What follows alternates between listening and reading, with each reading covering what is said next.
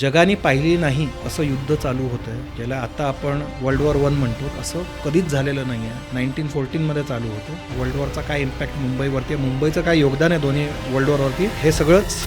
ही मुंबई मायानगरी सपनों का शहर वगैरे कधी बनायला लागते. लुमियर ब्रदर्स जे पहिले इन्व्हेंट करतात फिल्म्स बनवणं, त्यांनी इन्व्हेंट केल्याच्या एका वर्षाच्या आतमध्ये मुंबईला धडकतात. पूर्ण आशिया खंडातला पहिला फिल्म शो हा मुंबईत होतो 1896 मध्ये. पहिला म्युन्सिपल कमिशनर आला ज्याचं नाव क्रॉफर्ड, म्हणजे क्रॉफर्ड मार्केट. आणि interestingly corruption is also heritage आपल्याकडे. He was also implicated in a corruption case. First municipal commissioner of Mumbai. तर असं लोक उगाच म्हणतात इंग्रजांच्या काळात असं काय नव्हतं. हो, इंग्रजांच्या काळात पण असंच होतं. आपल्याला आता वाटतं की मुंबई फेसेस वेस्ट, तसं नाहीये. त्यामुळे मरीन ड्राईव्हचा area is called back bay, कारण बॅक साईडला तिकडे लोक आता जसं देवनारला वगैरे डम्पिंग ग्राउंड आहे तसं ते डम्पिंग ग्राउंड होतं. आता जिकडे क्वीन्स रोड आहे, महर्षी कर्वे रोड आहे, तिकडे मुंबई संपायची, त्याच्या पुढे सगळं रेक्लेमेशन आहे. तर तिकडे कचरा फेकायचे लोक. तेव्हा ऍड्स आहेत चेंबूरचे प्लॉट विकण्याकरता किंवा खारचे प्लॉट विकण्या, गिरगावातल्या चाळीतलं खोली असेल ती विका आणि इकडे तुम्हाला बंगला मिळणार. चेंबूरला प्लॉट विकत घ्या अशी ऍड आहे. खारला, चेंबूरला, सगळीकडे. मराठी माणसाच्या मनातली पहिली ओळख आहे ती म्हणजे मिल्सची. या मिल्स कधी आल्या? ॲट इट्स पीक 25% मुंबईची पॉप्युलेशन ही डायरेक्टली और इनडायरेक्टली मिल्समध्ये काम करत होती. कसं आहे, त्या काळामध्ये रेग्युलेशन नव्हतं. काय किती वेळ काम करतं, कोण काम करतं. 16 तास काम करायचे. बापरे. 7 दिवस एका मराठी माणसाने लढा दिला. त्या काळचा पूर्ण भारतामध्ये सगळेजण संडे एन्जॉय करू शकतात. आणि त्या माणसाचा अचानक मुंबईत एक मिडल क्लास तयार झाला, कारण का तोपर्यंत पगारावरती काम करणारा असा मिडल क्लास वर्ग नव्हताच. तोपर्यंत चाळी पण नव्हत्या. चाळ हा शब्द मराठी नाही, हा पोर्तुगीज शब्दापासून येतो. शाले, शाले म्हणजे कॉटेज. मग शाले एकमेकांना जोडून बॅरॅक्स बनतात. आणि मुंबईमध्ये एकावरती एक बॅरॅक टाकला, जास्ती लोक घेतले, तर शालेचं चाळ झालं. Why is important for Mumbai? Lockwood Kipling नावाचा माणूस येतो आणि तो तिकडे स्कल्प्टर शिकवत असतो. त्याचा मुलाचा जन्म होतो म्हणजे रुडियार्ड किपलिंग. जंगल बुक लहानाचा मोठा झालो आपण वाचत त्याचा जन्म मुंबईतला आहे. मुंबईतला. आता आपण बघितलं तर मुंबई हे सगळ्यात सेफेस्ट शहर म्हणतो स्त्रियांसाठी. सो त्याची बीजमुळं दिसतात का आपल्याला? आता जे आपण म्हणतो 18 वर्षाच्या आधी मुलीचं लग्न होऊ शकत नाही, ते एका गावदेवीमध्ये राहणाऱ्या मराठी पोरीच्या लढ्यामुळे झालं. आणि ते फक्त भारतात नाही, समस्त ब्रिटिश एम्पायरमध्ये झालं, ज्याच्या खाली 25% लोक जगातले राहत होते. द मोस्ट इम्पॉर्टंट पर्सन त्यांच्या विरोधामध्ये त्या काळामध्ये केसमध्ये होते ते लोकमान्य टिळक.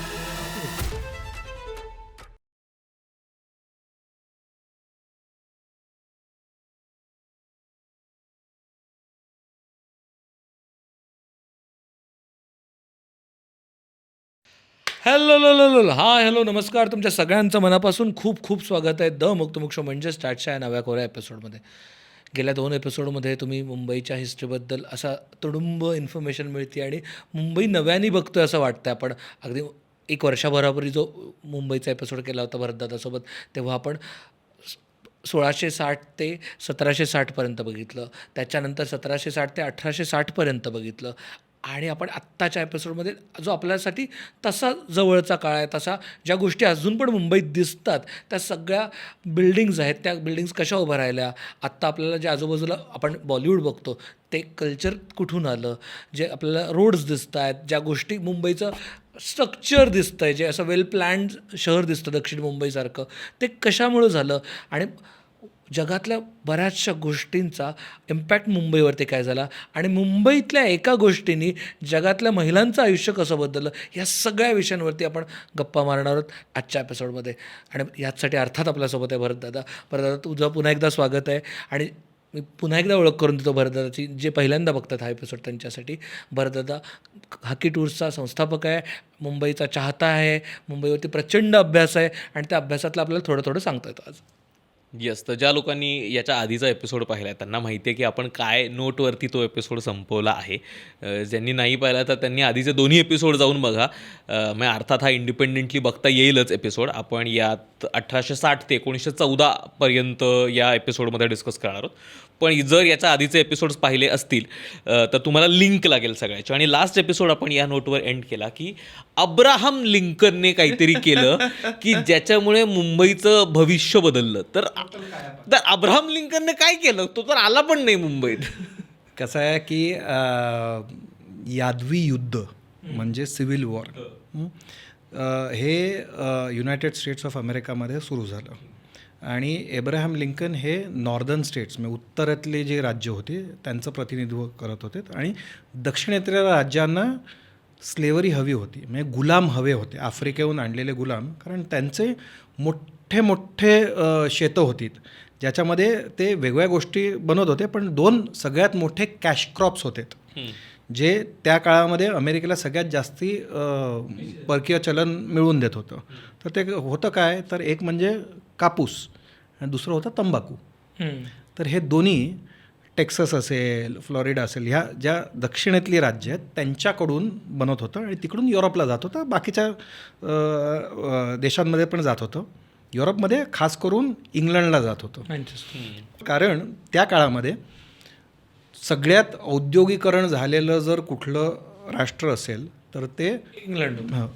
तर त्याचा जो मधला पट्टा आहे, लँकाशायर, मँचेस्टर वगैरे वगैरे, इकडे मोठ्या मोठ्या मिल्स होत्या. त्या मिल्स जोराने चालत होत्या.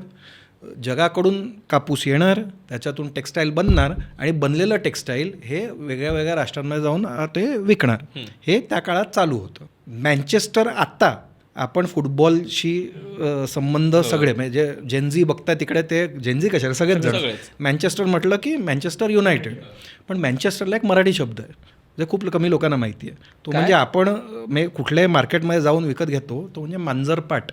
ओके, मांजरपाट आपल्या मांजरपाट. सो जे मराठी लोकांना बोलता येत नव्हतं त्या काळामध्ये मँचेस्टर बोलायला, तर त्यांनी मांजरपाट केलं. तर जसं आपण सँडस रोडचा संडास रोड केलं, तसं रिव्हर्समध्ये तसं आपण चेंज करत राहतो ना सगळ्या गोष्टी, इझी बोलण्याकरता होतात. आपल्या मुंबईचं त्यांनी बॉम्बे केलं, तर असं चालू असतं. तर आपण त्या काळामध्ये मँचेस्टरला टेक्स्टाईल्स बनत होती. आता हे जेव्हा यादवी युद्ध चालू झालं तेव्हा अमेरिकेकडून कॉटन बंद झालं आणि 4 वर्षाकरता बंद झालं.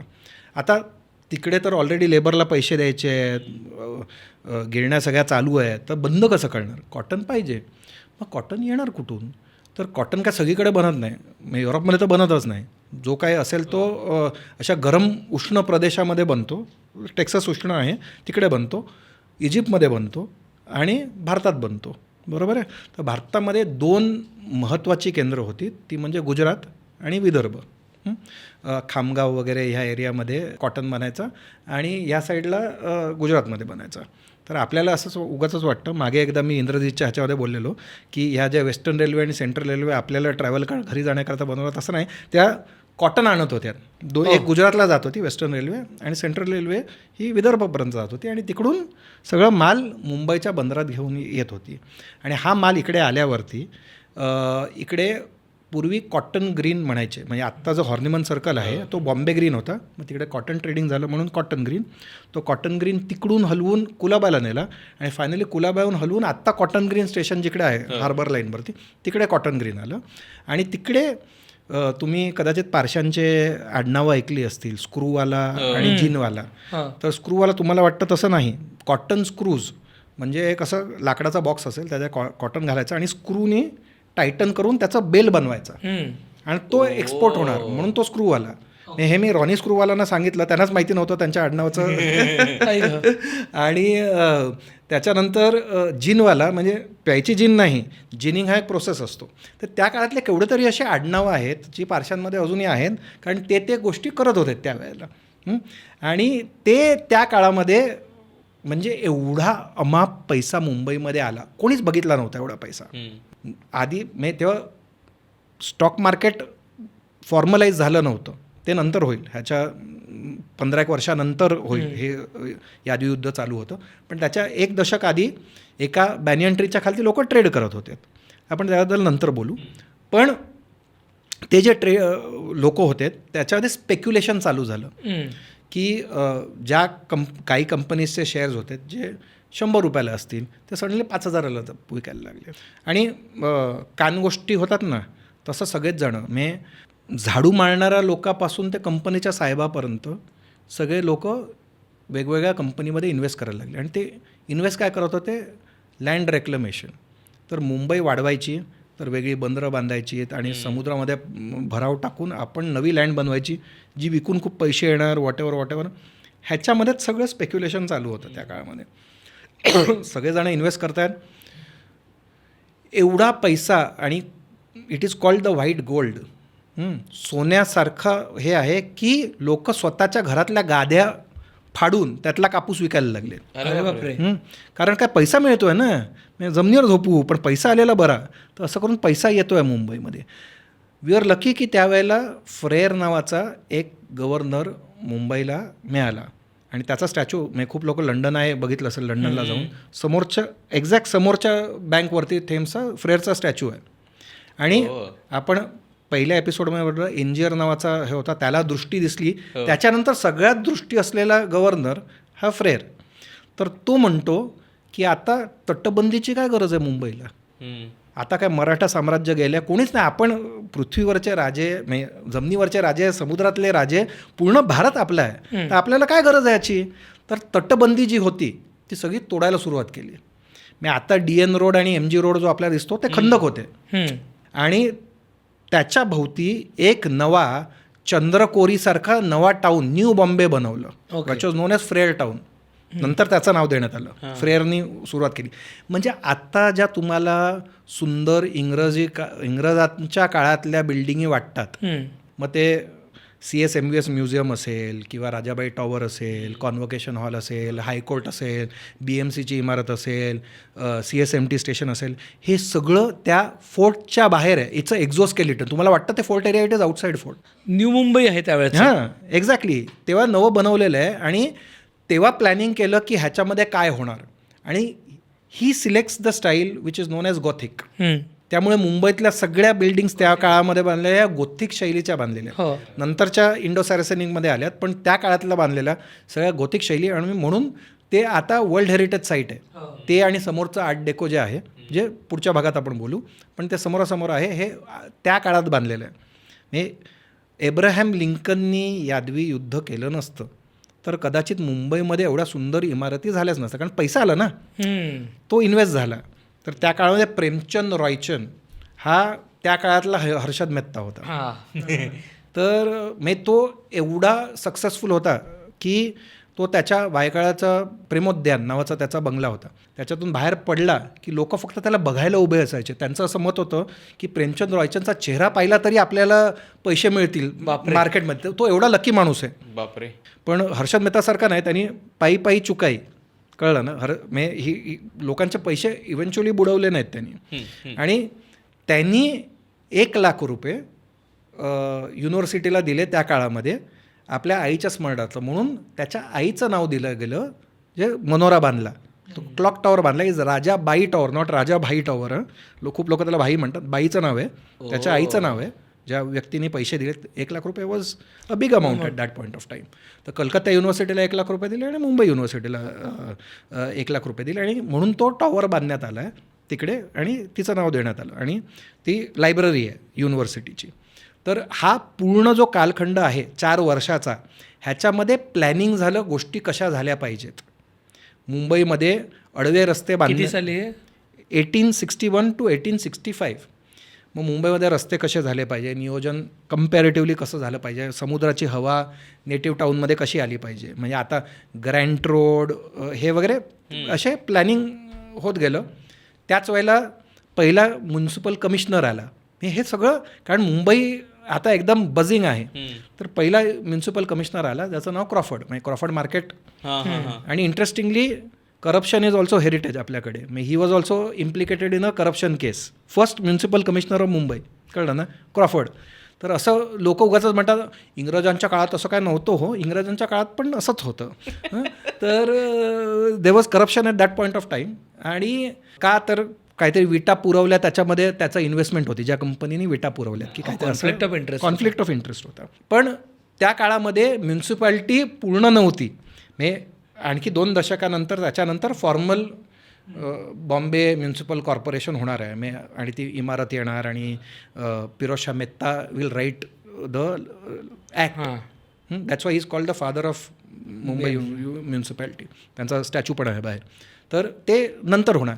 पण ह्या काळामध्ये क्रॉफर्ड आणि त्याच्याबरोबर काही जस्टिसेस ऑफ पीस हा कॉन्सेप्ट होता. म्हणजे तुझ्याकडे खूप पैसे आहेत ना, तर you have a say in how the city is run.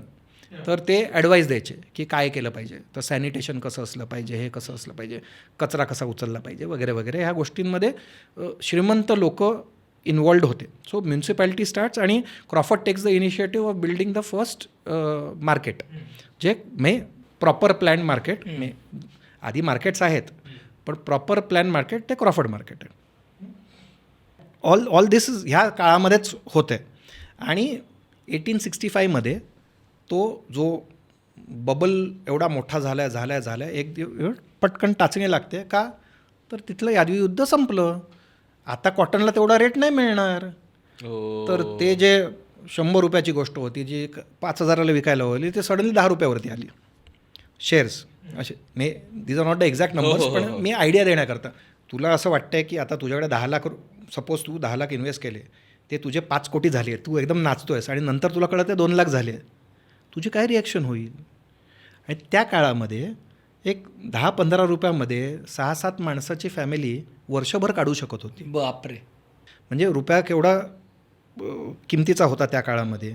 त्या काळामध्ये काही पारशी फॅमिलीचे कोट्यावधी रुपयाचं नुकसान झालं. म्हणजे one of the families lost 3.3 crore rupees at that point of time. बापरे. आणि एवढे लोकांचे पैसे गेलेत की इमॅजिन आत्ताची सिच्युएशन टाटा बिर्ला अंबानी अडानी हे सगळे जर बँकरप्ट झालेत कर्जबाजारी झालेत तर काय होईल. नाही तू इमॅजिनच नाही करू शकत ना. पण ते झालं मुंबईमध्ये.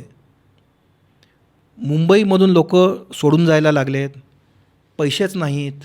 जे इन्फ्रास्ट्रक्चर चालू झालेलं होतं हॉस्पिटल बांधणं अर्धवट हे अर्धवट ते अर्धवट सगळे येडे झालेत. कारण काय आहे की ट्रेडिंग कसं होणार. जे इन्व्हेस्ट केले सगळ्या म्हणजे तो बबल बस झाला आहे आणि सगळेजण असं म्हणजे सडनली ते पूर्ण जहाज बुडालं आहे आणि तू एका कुठल्या ते तुटक्या तारावरती आहेस असं सिच्युएशन झाली आहे लिटरली मुंबईची.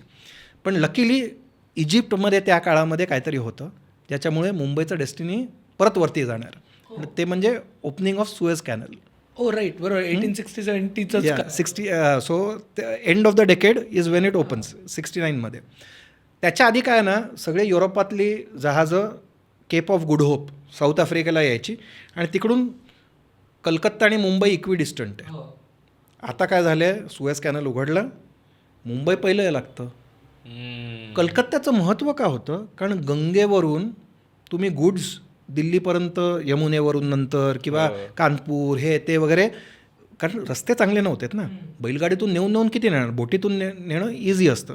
तर मल्ल लोक ओढून नेणार ह्याच्यावरती आणि it's easier to take on the. आता रेल्वे आली आहे.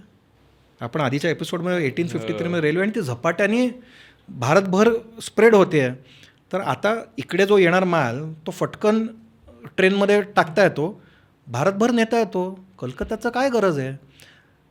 तर ह्या यादवी युद्धापासून कलकत्ता हळूहळू खालती यायला लागतं आणि मुंबई झपाट्याने वाढायला लागतं. तर तेव्हा मुंबईला एक टायटल मिळतं फ्रेअरच्या टाईमला which is known as ups प्रिमा in Indus. हे ह्याच्यामध्ये लॅटिनमध्ये शब्द आहे.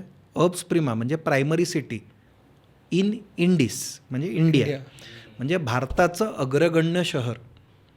दिल्ली नव्हे पुणे तर नक्कीच नव्हे एकेकाळी होता पण मुंबई हे त्या काळात बनतं तोपर्यंत नसतं. हां आणि it is called the second most important city in the British empire. In the entire British empire. नंतर मुंबई महत्त्वाचं आणि they are creating a London in the tropics. त्यामुळे ती शैली तशी घेतली आहे. तू हॉर्निमन सर्कलला चाललास तर तुला फील येतो की यू आर इन लंडन किंवा इवन नंतर बॅलाड इस्टेट नंतर बनले पण you get a feel that you are in London. ही सगळे DN रोडवरती चालताना MG रोडवर त्या इमारती अशा बांधल्या आहेत की तुम्हाला वाटतं की तुम्ही युरोपमध्ये आहात फक्त एअर कंडिशन वातावरण नाही तिकडे असेल तसं. पण हा सगळा जो हे आहे सुएज कॅनलमुळे झालेली जी प्रॉस्पॅरिटी परत येते आणि तेव्हा they formalize the stock exchange. So 1875मध्ये फॉर्मल स्टॉक त्याच्या आधी इन्फॉर्मल आहे. ओके. म्हणजे जर तुम्ही हॉर्निमन सर्कलवर गेला तिकडे एक वडाचं झाड आहे. आता तेच का माहिती नाही पण त्या एरियामध्ये एक वडाचं झाड होतं ज्याच्या खाली 1850च्या दशकामध्ये काही व्यापारी 12 व्यापारी 1-1 रुपया काढून वगैरे असं काहीतरी they start trading under that tree. मग तिकडून आता जिकडे सेंट्रल बँक आणि हुतात्मा चौक आहे तिकडे पार्किंग लॉट आहे. त्या पार्किंग लॉटमध्ये ट्रेडिंग शिफ्ट होतं रस्त्यावरतीच. Exchange on the road. मग त्याच्यानंतर फॉर्मली ते आता जिकडे दलाल स्ट्रीट आहे तिकडे एका बिल्डिंगमध्ये ॲडव्होकेट बिल्डिंग काहीतरी आहे त्याच्यामध्ये एक हॉल घेतात. मग तिकडून आत्ता जिकडे BSCचा टॉवर आहे तिकडे आणखी एक बिल्डिंग होती त्याच्यामध्ये होतं आणि मग ती तोडून हा टॉवर झाला. सो एवढा प्रवास त्या एरियामध्ये स्टॉक एक्सचेंजचा आहे मूव्ह होण्याचा. पण त्याचं इवन इफ यू कन्सिडर 1875 जरी धरलं तरी this is the oldest stock exchange in Asia. म्हणजे लोकांना असं म्हटलं तर लोकांना वाटेल सिंगापूर असेल टोकियो असेल, नाही, मुंबई सगळ्यात जुनं स्टॉक एक्सचेंज आहे. म्हणजे फॉर्मल इनकॉर्पोरेशन धरून सुद्धा बापरे. म्हणजे एक सर्टन क्लासच्या लोकांना हे होत होतं. पण दॅट इज द रिझन मुंबईमध्ये अजूनही स्टॉक एक्सचेंजचं महत्त्व आहे. नॅशनल स्टॉक एक्सचेंज आलं आहे आणि बॉम्बे स्टॉक एक्सचेंज हे दोन्ही अजूनही महत्त्वाचे आहेत. बाकीची केवढी तरी एक्सचेंजेस भारतभर बंद पडलीत पण ही दोन्ही अजून उच्चांकावरती आहेत, तुम्ही बघू शकता. आणि त्या कारणाकरता मुंबई आधी ट्रेडिंग पोस्ट असते आणि त्याच्यावरून stock market and financial power house बनते. आणि ह्याच वेळेला इंडस्ट्रियलायझेशन येतं. सो यू कॅन सी की एवढ्याशा काळामध्ये केवढं तरी प्रगती होते. म्हणजे त्या काळामध्ये मला वाटतं गोविंद नारायण माडगावकरांनी पुस्तक लिहिलं आहे मुंबईचं वर्णन. हे पहिल्यांदा कोणी ते भारतीय भाषेमध्ये मुंबईमध्ये काय चाललं असं लिहिलं. आणि ते खूप छान छान गोष्टी लिहितात त्याच्यामध्ये. म्हणजे कसे काय चालतं आहे मुंबईमध्ये, कसे लोक प्रोग्रेसिव्ह आहेत आणि डिस्क्रिप्शन आहे टाटानी बांधलेला बंगला आहे हे ते असं. म्हणजे मराठी पोवाड्यांमध्ये आहे कॅम्पाच्या मैदानावर टाटाचा बंगला. म्हणजे मुंबईत गेला ते काय बघायचं असे पोवाडे आहेत. तर टाटाचा बंगला जो अजूनही आहे एस्प्लॅनेड हाऊस तो बघण्याकरता गेलं पाहिजे तुम्ही. कॅम्पाचं मैदान म्हणजे आझाद मैदानाला लागून एस्प्लॅनेड हाऊस आहे, ते बघण्याकरता तुम्ही गेलं पाहिजे वगैरे असे पोवाडे आहेत. तर हे खूप मला फॅसिनेटिंग वाटतं की उर्वरित भारत आता मुंबईकडे बघतंय की हे this is a slice of western world. Yes, दोन्ही एकत्र येते अशा ठिकाणी. आणि दक्षिण मुंबई त्या काळामध्ये एकदम काय म्हणतो आहे जगातल्या टॉप 10 शहरामध्ये पोचतं आहे असं क्लिअरली त्या काळामध्ये सेन्स आहे लोकांना. Everybody is gravitating. म्हणजे तुम्ही जर भाऊ दाजी लाड म्युझियम जे आहे ओके तिकडे जाऊन बघितलं ते त्याच काळामध्ये म्हणजे राणीबाग तेव्हाच बांधला गेला. ह्या पैशातून राणीबाग बांधला गेला. राणीबागेला लागून भाऊ दाजी लाड म्युझियम आहे ते बांधण्यात आलं. त्याच्यामध्ये मुंबईत असणारे जाती आणि जमातींच्या पुरुष आणि बायका काय कपडे घालतात एवढ्या साईजचे पुतळे आहेत. त्याच्यामध्ये सिलोनहून आलेली लोक असे आता तुम्ही विचार पण करू शकत नाही की अशा जाती आणि जमाती मुंबईमध्ये होत्या. एवढं कॉस्मोपॉलिटन होतं. एवढं अर्मेनियन ख्रिश्चन्स होते, बगदादी ज्यू होते, असे वेगवेगळे चायनीज लोक होते. मुंबईमध्ये 2 चायनाटाऊन होते. मुंबई चायनाटाऊन अजूनही आहे. अजूनही माझगावला चायनीज न्यू इयरला लायन डान्स होतो. मुंबईत फटाके फुटतात, तो लायन नाचतो, लोक हे करतात. हे सगळ्यात त्या काळामध्ये जगाच्या पाठीवरून वेगवेगळ्या जागेवरून जे कोणाला ट्रेड करायचं आहे मुंबई आणि मुंबईच्या नंतर रंगून हे खूप महत्त्वाची शहरं होतात. रंगून त्यावेळेला इज पार्ट ऑफ इंडिया. मी आता पूर्ण ब्रह्मदेश जो आहे तो भारताचा भाग होता. मी जेव्हा सिंगापूर बनलं ना नंतर तेव्हा त्यांचा जो पहिला एक दिवशी माझं शहर रंगूनसारखं बनेल. आता ऐकून हसू येतं की सिंगापूर कुठे आणि आता यांगॉन कुठे आहे. पण Mumbai was a gold standard for many people की असं शहर असलं पाहिजे. पण लिमिटेड एरियाज म्हणजे Malabar Hill is great, Fort area is great, Colaba आता बनतं आहे, रेक्लेमेशन होतं आहे, कफ परेड एरिया येणार आहे, या साईडला अपोलो बंदर बनतं आहे, कळलं ना. एक एक करून रेक्लेमेशन सुरू होत आहेत आणि शहर मरीन ड्राईव्हचा केनेडी सीफेस येणार आहे नंतर. सो रेक्लेमेशन्स एक एक करून येत आहेत. आणि त्या काळामध्ये स्पोर्टिंग एन्करेजमेंट आहे, क्रिकेट खेळायला एन्करेज, जिमखान्यांकरता लँड मिळणार आहे, अशा सगळ्या गोष्टी होत आहेत, कळलं ना. म्हणजे कोणत्याही राज्यात शहरात जेव्हा पैसा यायला लागतो तेव्हा ज्या टर्शरी गोष्टी असतात आर्ट, कल्चर, स्पोर्ट्स ह्याला जे सगळ्या ज्या म्हणजे काय म्हणतात त्याला चैन एंटरटेनमेंट म्हणूया आपण, चैन म्हणूया, अय्याशी म्हणूया, त्या स्कोप मिळायला लागतो. म्हणजे पेशवाई मुंबईची आत्ता आली. अरे 100%. आणि खूप फॅसिनेटिंग आहे कारण आर्टिस्टसुद्धा इकडे यायला लागतात. शेवटी जिकडे जहाँ कदरदान मिलेगा हां राजश्री पाहिजे. वहाँ फनकार आएगा. हां. तर तसंच होतं मुंबईमध्ये. आणि त्याच्या आधी राजघराणी जी सगळी भारतामध्ये होती ते देवर द मेन पॅटर्न. कुठे आर्टिस्टला कुठे पैसा मिळणार, आयदर देवळामध्ये गाणार, भक्ती संगीत गाणार, तिकडे कोणतरी पैसे देईल, नाहीतर श्रीमंत लोकांच्या घरी म्हणजे राजवाड्यांमध्येच, जिकडे तुला कोणतरी तुला पेट्रन आहे, म्हणजे तुला महिन्याची सॅलरीच असेल, तू तिकडे गाणार, हे करणार, परफॉर्म करणार, जे काय असेल ते. आता राजघराणी हळूहळू तेवढा पैसा राहिला नाही त्यांच्याकडे, कारण they are subservient to British empire. तर लोक पहिले कलकत्त्याकडे जायला लागतात. मग जेव्हा त्यांना कळतं की मुंबईत जास्ती पैसा आहे त्यामुळे आधीचे सगळ्या ज्या फेमस अदाकारा आहेत, गोहरजान वगैरे, हे सगळे कलकत्ता आहे. आणि मग नंतर मुंबईकडे येतं. आणि ह्या काळामध्ये all the greatest singers come from Goa. म्हणजे उत्तर भारतातून उस्ताद मुंबईमध्ये येतात राहायला. आणि त्यांच्याकडून शिकण्याकरता गोव्यातून, ज्याला गोमांतक मराठा समाज म्हणतो, त्या बायका मुंबईमध्ये यायला लागतात आणि त्या हिंदुस्थानी गायन पद्धती पुढे घेऊन जातात. मग अंजनीबाई मालपेकर असो, असे फेमस सिंगर्स त्या काळामध्ये वेगवेगळ्या यायला लागतात.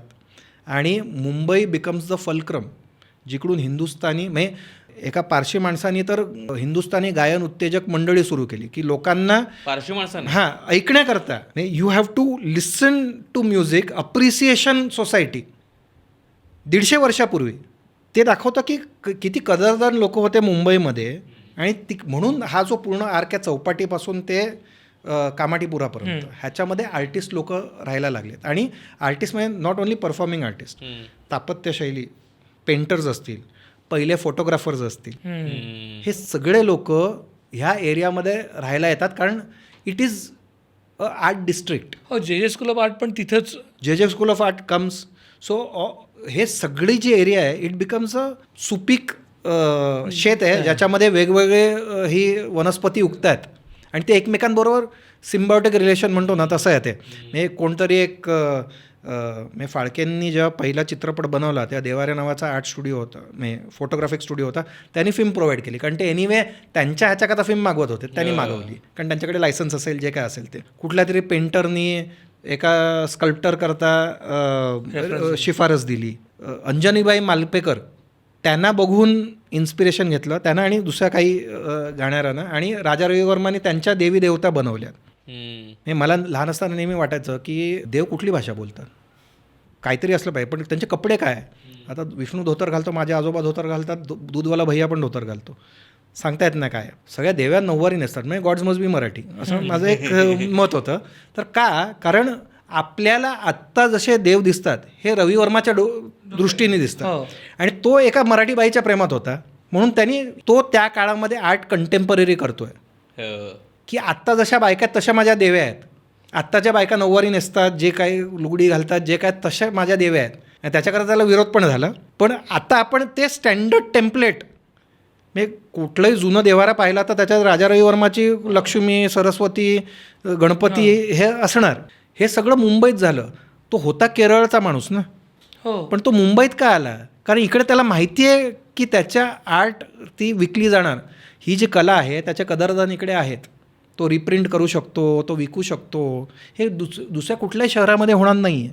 त्यामुळे सगळे जे टॉप आर्टिस्ट भारतामध्ये होते ते सगळे मुंबईकडे यायला लागलेत, आणि मुंबई एक becomes the art capital. Wow. Girgaon especially, Bhaskar बुवा बखले, हे सगळे जे लोक आहेत हे सगळे गिरगावकर, कळलं ना. म्हणजे फाळके स्वतःहूनच गिरगावामध्ये राहत होते. पहिल्या ॲक्ट्रेसेस ज्या होत्यात, कमलाबाई गोखले आणि दुर्गाबाई कामत, आई आणि मुलगी, म्हणजे विक्रम गोखलेंची आजी आणि पणजी, ह्या गिरगावातच राहत होत्या. तर असे कित्येक लोक जे मोठे मोठे आर्टिस्ट होऊन गेलेत हे गिरगावमध्ये राहत होते. त्या एरियामध्ये गिरगाव, गावदेवी, चौपाटी, ग्रँट रोड, ह्या एरियामध्ये मोठे मोठे आर्टिस्ट होत होते. आणि हे पॉसिबल होतं कारण मुंबईमध्ये पैसा येत राहत होता. बापरे. मला जे बद्दल विचारायचं होतं, जे कधी सुरू झालं आणि वाय जे इज इम्पॉर्टंट फॉर मुंबई. 1857मध्ये, म्हणजे जेव्हा वॉर ऑफ इंडिपेंडन्स होतं त्याच वर्षी, आणि त्याच्यानंतर ते कॅम्पस बनतं इन कोर्स ऑफ टाईम, त्या वर्षी होतं. आणि ते का बनलं असतं की इकडे हवी तशी कलाकुसर नाही. जर तुम्ही सेंट थॉमस कॅथेड्रल आधी मी बोललो होतो, त्यात सगळे जे स्कल्प्टिंग केलेलं आहे हे ब्रिटनहून बनून आलं आहे. पण ते महाग पडतं ना तिकडे बनवून आणायचं. तर इथले आर्टिस्ट जर असलेत जे त्यांना शिकवलं की कसं करायचं, तर लॉकवूड किपलिंग नावाचा माणूस येतो आणि तो तिकडे स्कल्प्टर शिकवत असतो. त्याचा मुलाचा जन्म होतो म्हणजे रुडयार्ड किपलिंग. रुडयार्ड किपलिंगचा जन्म JJSच्या कॅम्पसमध्ये झालेला आहे. जंगल बुक लहानाचा मोठा झालो आपण वाचत वाचत. त्याचा जन्म VT स्टेशनहून दिसतो असं मुंबईतला. मुंबईत 2 नोबेल लॉरिएट जन्माला आले आहेत. प्रेक्षकांना प्रश्न आहे, who is the other one, find out. जंगल बुकची कल्पना मुंबईत टागोर फॉर शुअर. अजून कोण आहे मी विचार करतो. कॉमेंटमध्ये सांगा, मी कॉमेंट वाचून सांगेन. बापरे, आपण मगाशी म्हणाल तसं एवढा पैसा आलाय, सगळं आलंय. इंडस्ट्रियलायझेशन कधी झालं? कारण आत्तापर्यंत जे बोलतोय आपण ते कमॉडिटीज ट्रेड झाले. बरोबर. इंडस्ट्रियलायझेशन कधी झालं? मिल्स, म्हणजे आपण मुंबईला जी मराठी माणसाच्या मनातली पहिली ओळख आहे ती म्हणजे मिल्सची. या मिल्स कधी आल्या? पहिली मिल 1852 आली आणि ती ताडदेवला होती. ओके. पण कसं आहे, त्या काळातसुद्धा नवी लँड विकत घेणं इंडस्ट्रीकरता सोपं नव्हतं. तर रिक्लेमच केली पाहिजे. तर जेव्हा हाजी अलीला बंधारा बांधला, what is known as Hornby vellard, तो बांधल्यावरती मुंबईच्या पोटात पाणी येणं बंद झालं. आणि हा जो पूर्ण पट्टा म्हणजे आत्ता जिकडे रेसकोर्स आहे तिकडून ते धारावीपर्यंत हा पूर्ण भराव टाकून काढण्यात आला. त्यामुळे मी मागे म्हटलेलं तसं लोअर परळ, कारण ते परळवरती आहे, हे खालची जागा आहे. हा पूर्ण नव्या पट्ट्यामध्ये गिरणगाव आलं. कारण हे नवं लँड होतं, it was easy to construct. तर ह्या एरियामध्ये वेगवेगळ्या मिल्स सुरुवात व्हायला लागल्यात.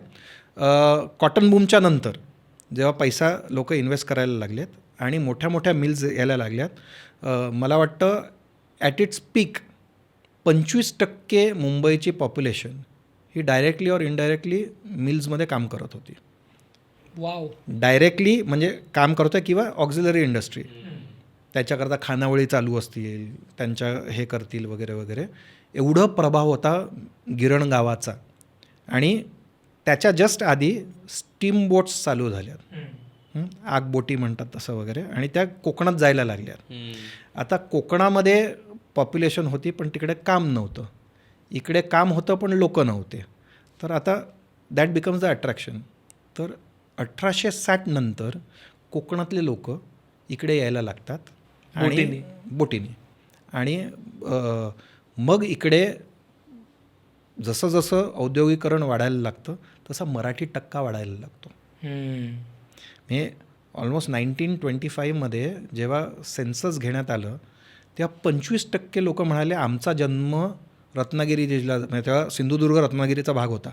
मुंबईचे 25% लोक बोलत आहेत माझे आजोबा पणजोबा वडील नाही, माझा जन्म रत्नागिरीमध्ये, असे 25% पॉप्युलेशन म्हणते मुंबईची. बापरे. 1925. हां, म्हणजे ही मराठी सिटी पण नव्हती, ही कोकणी सिटी होती. म्हणजे जे मेजॉरिटी लोक देशावरचे लोक होते, पण जास्ती करून फक्त पुणे आणि सातारा. तुम्ही खानदेशातले एवढे जास्ती लोक आले नाही, मराठवाडा विदर्भ तर नाहीच नाही, म्हणजे हार्डली एनीबडी. पण जास्ती करून जे होते सरप्रायझिंगली मराठवाड्याच्या एक्स्ट्रीम एंडला जिकडे तेलुगू भाषिक प्रदेश आहे तिकडून लोक आलेत. ही जी मुंबईमधली खूपशी मोठी मोठी टोलेजंग इमारती इंग्रज काळातल्या बघतो, त्याचे कॉन्ट्रॅक्टर्स आणि वर्कर्स हे तिकडून आलेले कामाटी लोक होते. तर येल्लप्पा बालाराम वगैरे हे जे हायकोर्ट हे ते वगैरे हे सगळं तेलुगू लोकांनी बांधलं आहे. आणि त्यांना प्रोत्साहन देणारा व्यक्ती कोण होते तर महात्मा फुले. फुलेंनी त्यांना सांगितलं तुम्ही मराठी बना. त्यामुळे त्यांच्या सगळे जे त्यांनी बांधलेली मंदिरं आहेत, त्यांनी बनलेले हॉस्पिटल्स आहेत, हे सगळे नावं मराठीमध्ये आहेत.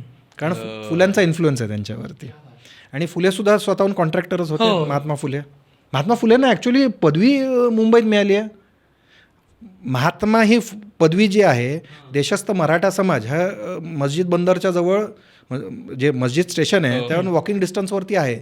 तर लोकांना असं वाटतं फुलेंचा जो कनेक्शन आहे हे पुण्याशी आहे, पण त्यांना खूपशा गोष्टीमध्ये कळत नाही की मुंबईशी सुद्धा कनेक्शन आहे. तर वी आर सो कनेक्टेड, पण आपण बघत नाही तसं. असं आहे. सो हा जो पूर्ण काळ आहे हा फॅसिनेटिंग आहे की इट इज गॅलपिंग. म्हणजे आज जे आहे म्हणजे टू सम एक्सटेंट आत्ता जसं बँगलोर फटाफट वाढते, जे म्हणजे 5 वर्षापूर्वी बँगलोर होतं आणि आताचा बँगलोर फरक आहे ना, तो फरक त्या काळामध्ये लोक बघतायत. झपाट्याने मुंबई बदलते हे त्या काळात दिसतं. बापरे. आणि त्या इंडस्ट्रियलायझेशनमुळं, मिलमुळं अचानक मुंबईत एक मिडल क्लास तयार झाला. कारण का तोपर्यंत एक ट्रेडर आणि श्रीमंत वर्ग आहे आणि त्यांना लागणारा सपोर्ट सिस्टम करणारा लेबर वर्ग आहे.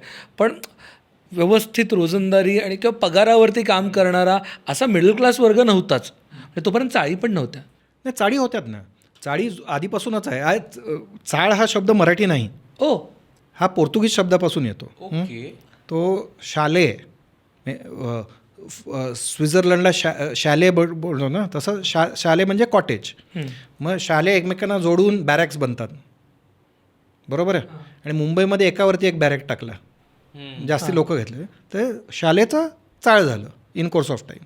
कळलं. हा पोर्तुगीज शब्द आहे. हे मराठीत केवढे ते पोर्तुगीज शब्द आहे. तुरुंग, पगार, बेवडा, हे सगळे बादली हे सगळे पोर्तुगीजमधून आलेले शब्द आहेत. बटाटा, अननस, हे सगळंच. पण इंटरेस्टिंगली चाळ हा शब्द जो आपल्याला वाटतो एकदम मराठी शब्द आहे आणि मुंबईचा हे वगैरे असा, तर चाळी गिरगावात आधी बनायला सुरुवात झाली. ओरिजिनली क्रॉफर्ड मार्केट वगैरे ह्या एरियामध्ये, पण नंतर गिरगावामध्ये झाल्यात. गिरगावात जे कंपनीमध्ये काम करत होते म्हणजे व्हाईट कलर्ड लोक, ते गिरगाव. जे ज्यांना लिहिता वाचता येते, ज्यांना नाही येत ते गिरणगावामध्ये. आणि ती 2 मानसिकता वेगळ्या आहेत अजूनही. गिरगाव आणि गिरणगावची मानसिकता वेगळी. म्हणजे गुड बॅड असं माझं काही म्हणणं नाही, पण ते वेगळं विचार करतात. मी मागे सुद्धा एकदा बोललेलो की गिरणगावातले लोक 4-4 पिढ्या मुंबईत राहूनचं गणपतीला कोकणात जातात. हो. गिरगावमधले जात नाहीत. तो बेसिक फरक आहे दोघांमध्ये, की ते वेगळं विचार करतात. मुंबईमध्ये प्रत्येक एरिया पिनकोड वेगळा विचार करतो, पण दॅट इज अ डिफरन्स. आणि इंडस्ट्रियलायझेशन आल्यामुळे सिटीचं डेमोग्राफिक कम्प्लिटली चेंज होतं. ही हिंदू मेजॉरिटी आणि मराठी मेजॉरिटी सिटी आहे आता. त्यामुळे there will be a different kind of frictions which will be coming. Like what? म्हणजे खूप लोकांना वाटतं की 1993 ही सगळ्यात मोठी दंगल आहे मुंबईमधली. त्याच्या 100 वर्ष आधी त्याच्याहूनही मोठी दंगल झाली. बरं. ही झाली दंगल कारण त्यावेळेला गोरक्षक समित्या बनत होत्या. इंटरेस्टिंगली गोरक्षक समितीचे जे मुख्य होते ते एक पारशी होते. तेव्हा सगळीकडे असं होतं की गोरक्षा केली पाहिजे, गोरक्षा केली पाहिजे. आणि त्याच्यामुळे आणि हे गोरक्षाच्या पाठी गुजराती लोक सगळ्यात जास्ती होते की झालं पाहिजे. आणि त्याच काळामध्ये प्रभास पॅटर्न म्हणजे इकडे सोमनाथ आहे, तिकडे हिंदू आणि मुसलमानांमध्ये दंगली सुरू झाल्या होत्या. ते बघून आणखी कुठेतरी झाल्यात असं म्हणून तणावाचं वातावरण होतं. तिथले लोक त्यांचे रिलेटिव्ह इकडे होते, मुसलमानांचे पण होते, हिंदूंचे पण होते. आधी मी सांगितलं पूर्वेकडचा भाग हा सगळा मुसलमान बहुल होता, पश्चिमेकडचा हिंदू होता आणि मध्ये डिवायडिंग लाईन होती, किका स्ट्रीट म्हणतात ते. दॅट इज मे तुम्ही जवेरी बाजार चालला तर तुम्हाला कळतं उजवीकडे सगळं मुसलमान वस्ती आणि डावीकडे सगळी. त्या काळामध्ये काहीतरी कारणामुळे कुठल्या तरी नमाज चालू असताना समोरच्या देवळामध्ये जोराने भजन चालू होतं, त्याच्यावरून ठिणगी पडली आणि सगळेजणं दुपारच्या जुम्माच्या नमाजानंतर बाहेर आल्यावरती तिकडे रायटिंग चालू झालं. ह्याच्या आधी 2दा मुसलमान आणि पारशांच्या रायट झाल्या होत्या, ज्याच्यामध्ये पारशांना फटके बसलेले होते. पण ह्या वेळेला जेव्हा झालं तेव्हा गिरणगावामधल्या कोकणातून आलेल्या माणसांना कळलं की दंगल झाली. ते भरून भरून दक्षिण मुंबईमध्ये यायला लागले आणि आल्यावरती इकडे विटा आणि दगडाने घेऊन एकमेकांनी म्हणजे त्या लोकांची डोकी फोडायला लागलेत. हे कधीच झालेलं नव्हतं आधी. जेव्हा आपण मुसलमान म्हणतो ते एक संघ मुसलमान नसतो. पठाण होते, रोहिले होते, वेगवेगळे म्हणजे जे काय अरब होते, कोकणी मुसलमान होते, खोजा, कच्ची मेमन असे वेगवेगळे समाजाचे होते. पण रायट चालू झाल्यात आणि एवढ्या ह्याच्यामध्ये पोचल्यात की पूर्ण मुंबई फाटली त्या काळामध्ये. म्हणजे जे काय आधी चालू होतं त्या टाईमपर्यंत, त्या क्षणापर्यंत मुंबईमधला सगळ्यात मोठा सण आज आपण रेकॉर्ड करतो आहे त्याच दिवशी मोहरम हा तोपर्यंत मुंबईतला सगळ्यात मोठा फेस्टिवल होता, ज्याच्यामध्ये हिंदू लोकंसुद्धा सहभागी होते. जेव्हा ताजियाचे प्रोसेशन निघतात त्याच्यात हिंदू पोरं पण नाचायची इथे ते वगैरे, म्युझिक असायचं वगैरे वगैरे. मग हे जेव्हा रायट झाले त्याच्यानंतर जेव्हा शांतता आली परत, तेव्हा टिळकाने सांगितलं की आता गणेशोत्सव चालू जो सार्वजनिक गणेशोत्सव मी चालू करतो आहे त्याच्यामध्ये सहभागी व्हा, तिकडे नको. आणि त्या पॉईंटपासून सार्वजनिक गणपती हा मुंबईत मोठा होत गेला. आता मोहरममध्ये कोणीच पार्टिसिपेट करत नाही. अजूनही तुम्ही महाराष्ट्र आणि कर्नाटक सीमा भागावरती गेलात तर अजूनही मोहरमच्या ताजियामध्ये हिंदू लोक पार्टिसिपेट करतात, देवांच्या पालख्या निघतात वगैरे वगैरे ह्या गोष्टी होतात. मुंबईमध्ये असं होत होतं, पण त्या दंगलीनंतर ते बंद झालं आणि गणपती मोठा होत गेला आणि तसे जे प्रोसेशन निघतात ते गणपतीचे निघायला लागले. कारण त्याच्या आधी गणपती फक्त घरात व्हायचा. मी घरातून काय वरात काढून नेणार नाही गणपती, मी विसर्जनाला नेणार, जसं अजूनही होतं. वरात काढली, बँडबाजा आहे, कळलं ना, लोक घेऊन जात आहेत, पोरं नाचत आहेत, हे जे सगळं आहे ते तिकडून सुरू होतं. तो 1893 इज अ टर्निंग पॉईंट. 1993 सगळ्यांना माहिती आहे, 1893 खूप कमी लोकांना माहिती आहे, पण दॅट इज व्हॉट हॅपन्ड त्या काळामध्ये. बापरे. मला याला अजून एक प्रश्न विचारायचा आहे की आपण ज्या आता काळाबद्दल बोलतोय, ज्या शतकाबद्दल बोलतोय, त्यावेळेसचा लँडस्केप कसा होता मुंबईचा? म्हणजे कारण आमच्या मेमरीमधलं मुंबई हे स्कायस्क्रेपर्स, उंच बिल्डिंगी आणि काय अर्थात ट्रॅफिक. मी हेही त्या दिवशी कुठेतरी इंस्टाग्रामवर एक पोस्ट वाचली होती ज्याच्यात काहीतरी 100 वर्षापूर्वी मुंबईत ट्रॅफिक आहे असं एक काहीतरी बातमीचं एक आर्टिकल पाहिलं. तर व्हॉट वॉज लँडस्केप लाईक? पहिलं म्हणजे बाकीच्या शहराच्या कम्पॅरिझनमध्ये बऱ्यापैकी उंच इमारती होत्या. म्हणजे 4 मजली 5 मजली इमारती होत्या त्या काळामध्ये सुद्धा. पण सगळ्यात उंच इमारत होती ती राजाबाई टॉवर होती. खूप त्याच्यानंतर खूप, कारण टेक्नॉलॉजी नव्हती, उंच होण्याकरता टेक्नॉलॉजी लागते, ती पुढच्या भागात येणार. RCC ही मुंबईत पहिल्यांदा येते, ते पुढच्या भागामध्ये होईल, पण तोपर्यंत तू खूप जास्ती उंच होऊ शकत नाही. म्हणून गोथिक आर्किटेक्चरमध्ये तू उंच होऊ शकतो, म्हणून राजाबाई टॉवर गोथिक आर्किटेक्चरचं. रस्ते मॅकॅडमाइज नव्हते, म्हणजे कच्चे रस्ते होते, त्यात रोज पाणी मारून धूळ बसवण्यात यायची, अशा टाईपचे रस्ते होते त्या काळामध्ये. आणि ड्रेनेज सिस्टीम नव्हती. म्हणजे नेटिव्ह टाऊनमध्ये असं इट्स कॉल्ड द सेसपूल, म्हणजे घाणीचं वातावरण आहे. मुंबई एवढी सुस्वच्छ अशी नव्हती त्या काळामध्ये. दक्षिण मुंबई पण नाही. Everything is going to change. मी आता 1893 बोललो, 1896 सगळं चेंज होणार आहे. ते एक काहीतरी इन्सिडेंट होणार आहे, त्याच्यानंतर सगळं चेंज होणार आहे. पण त्याच्या आधी प्रयत्न चालू आहेत की चांगलं हॉस्पिटल बांधूया, पण ते तुटक छोटे छोटे एफर्ट्स आहेत की थिंग्स इम्प्रूव्ह करण्याकरता. ट्रॅम्स येतात त्या काळामध्ये, तर पण त्या काळामध्ये ट्रॅम्स ह्या हॉर्स ड्रॉन आहेत, कारण अजून कारचं इन्व्हेन्शन झालेलं नाही आहे ना, इलेक्ट्रिसिटी पण नाही आहे. तर रूळ घातलेले आहेत जमिनीवरती, रस्त्यावरती, आणि घोडा तुम्हाला पुल करून नेणार. 1 किंवा 2 घोडे असतील जे तुम्हाला घेऊन जातील त्या ह्याच्यातून. असं सगळीकडे म्हणजे इझी ट्रान्सपोर्टेशन शहरामध्ये झालं पाहिजे ह्याच्याकरता ट्रॅम्स होते. ट्रॅफिक तर बिलकुलच नव्हतं, म्हणजे तो पुढच्या भागामध्ये सुद्धा नव्हता. खूप नंतर पहिला ट्रॅफिक सिग्नल खूप नंतर येतो ह्याच्यामध्ये.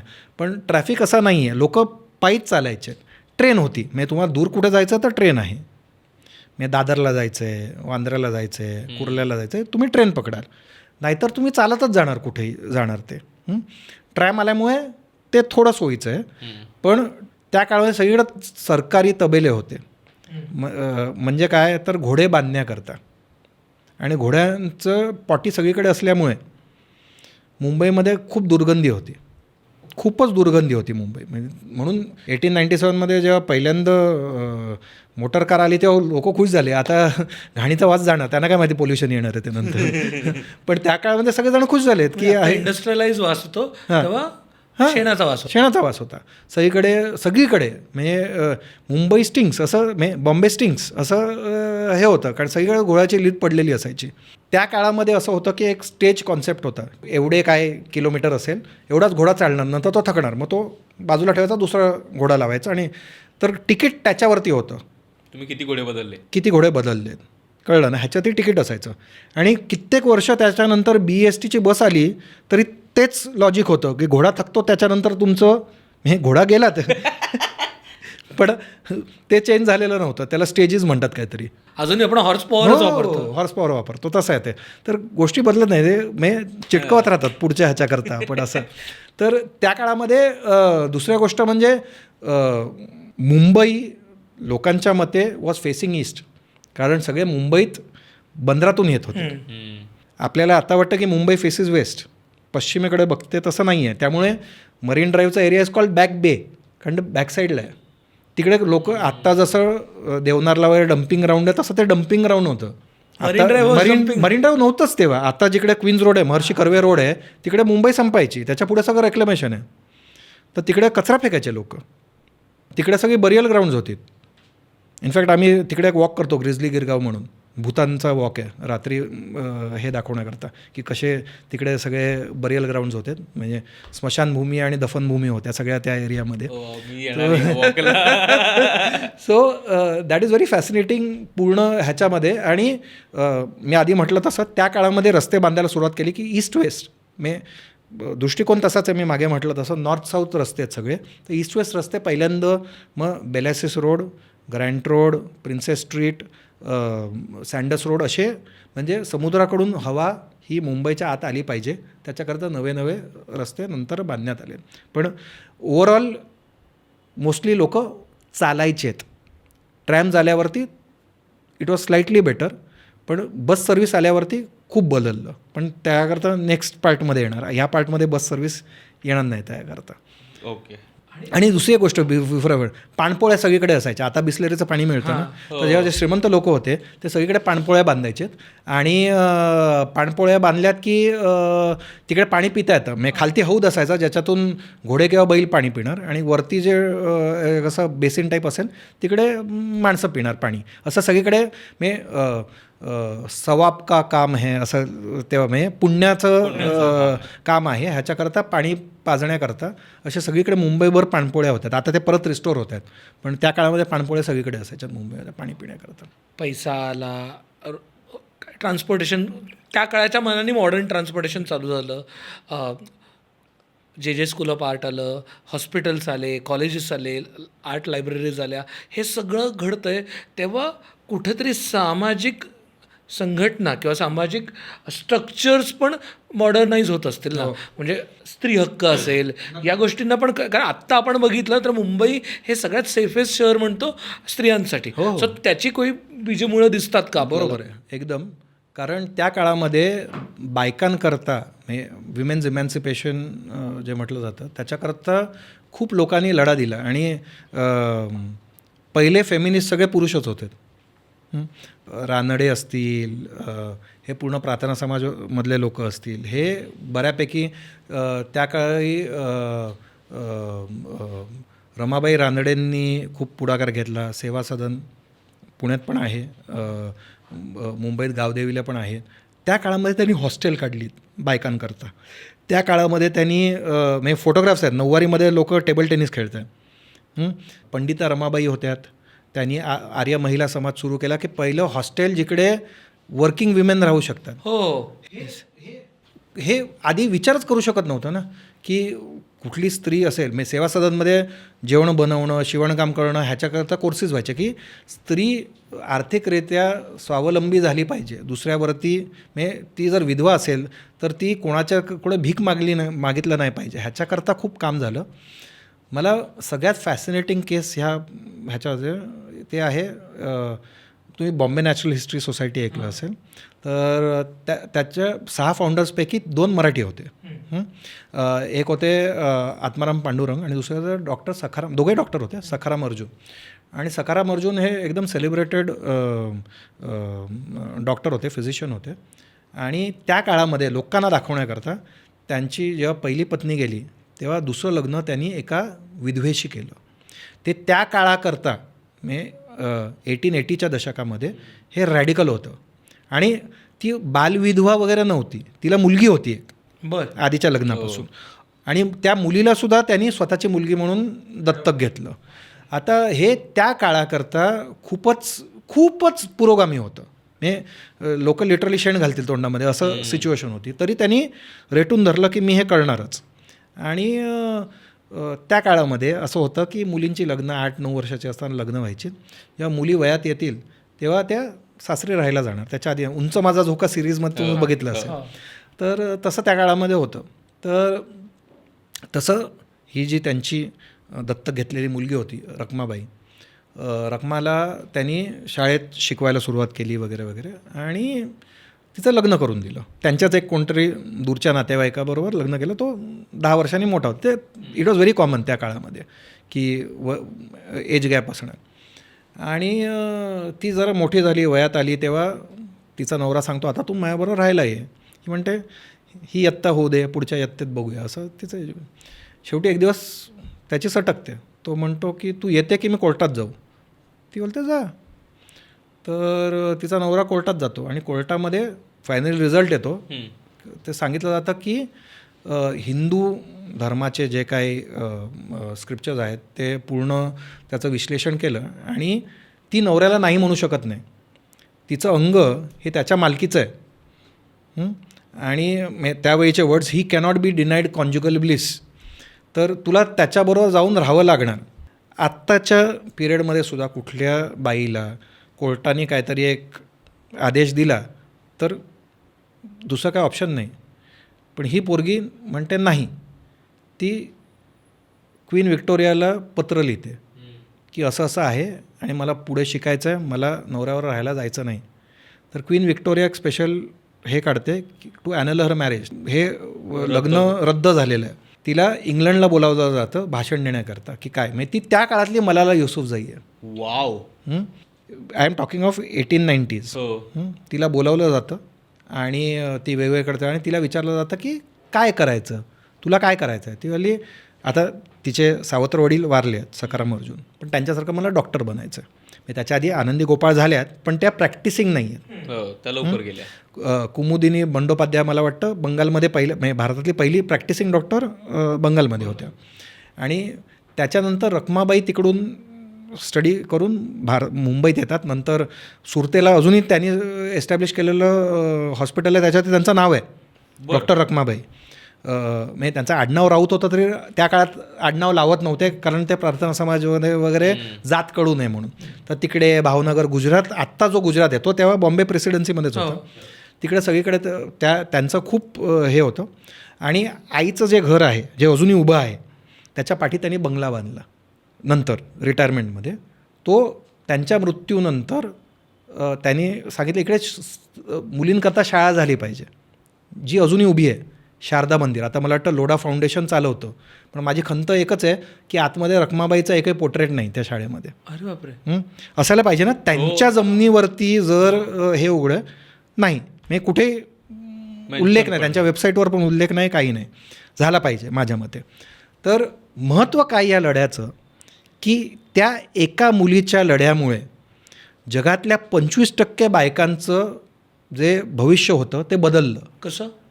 सिम्पल गोष्ट आहे की तेव्हा एज ऑफ कन्सेंट ॲक्ट आला 1893मध्ये. म्हणजे आता जे आपण म्हणतो 18 वर्षाच्या आधी मुलीचं लग्न होऊ शकत नाही, ते एका गावदेवीमध्ये राहणाऱ्या मराठी पोरीच्या लढ्यामुळे झालं. आणि ते फक्त भारतात नाही तर समस्त ब्रिटिश एम्पायरमध्ये झालं, ज्याच्या खाली 25% लोक जगातले राहत होते. हे 25% बायकांना जगातल्या त्यांचा हक्क मिळाला एका मुलीच्या लढ्यामुळे. ती मुलगी खूप इझिली, आणि त्या काळामध्ये बऱ्यापैकी भारतीयांकडूनचं ऑपोजिशन झालं. द मोस्ट इम्पॉर्टंट पर्सन त्यांच्या विरोधामध्ये त्या काळामध्ये केसमध्ये होते ते लोकमान्य टिळक. लोकमान्य टिळकांचं म्हणणं असं होतं की इंग्रजांनी हिंदूंच्या धार्मिक ह्याच्यामध्ये पडू नये, आम्ही ठरवू काय करायचं, कोर्ट ठरवू शकत नाही. म्हणजे टेक्निकल मॅटरमध्ये असेल जे काय असेल ते. पण टिळक कन्झर्वेटिव्ह. पण कसं आहे, मी नेहमी म्हणतो आत्ताच्या तुमच्या दृष्टिकोनातून तुम्ही त्या काळातल्या लोकांना जज करू शकत नाही. पण ते ह्याच्या विरोधात होते. सेवा सदनवाले जे लोक होते, बेरामजी मलबारी, दयाराम रिजुमल, हे सगळे लोक जे होते, गिडुमल सॉरी, हे सगळेजणं रखमाबाईच्या सपोर्टमध्ये होते. पण त्यांच्याकडून इन्स्पिरेशन घेऊन कितीतरी बायका मेडिकल प्रॅक्टिशनर्स झाले. त्या काळामध्ये.